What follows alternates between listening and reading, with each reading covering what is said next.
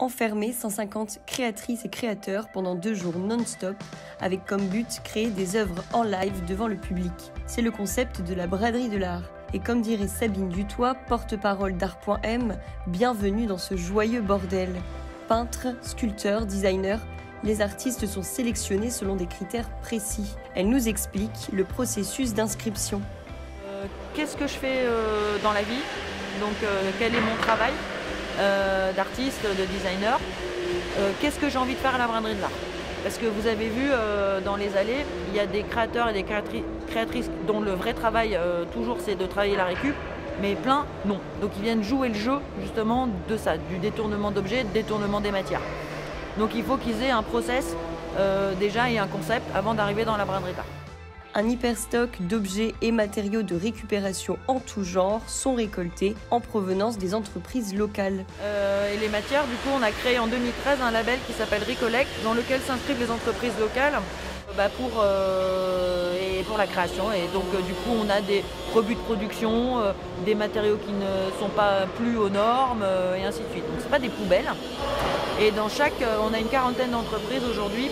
Et dans chaque entreprise qu'on a visitée, qu'on revisite régulièrement, on a des filières braderie de l'art.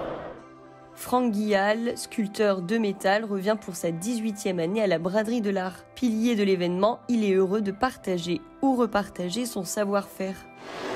Participer à la braderie de l'art, déjà, ça fait 2 ans qu'on ne l'avait pas fait, donc déjà c'est un grand plaisir d'être présent ce week-end. Et la braderie de l'art, c'est le moyen de bien s'éclater au niveau de l'imaginaire, de partir un peu dans tous les sens.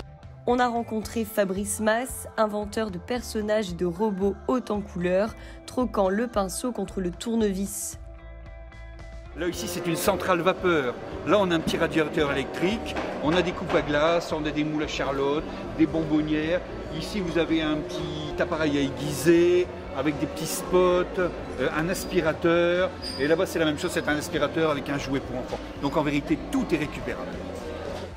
La brique, matériau constitué de 80% de vaisselle issue des invendus d'Emmaüs, c'est ce qu'utilise le collectif du Faubourg 132 pour donner une seconde vie à la matière.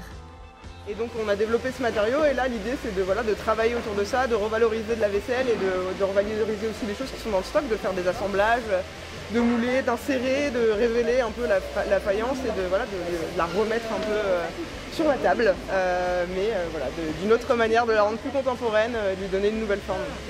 Cette année, la braderie de l'art fête ses 30 ans et pour l'occasion, l'artiste Pépito a décidé de créer une armée de 30 géants de métal.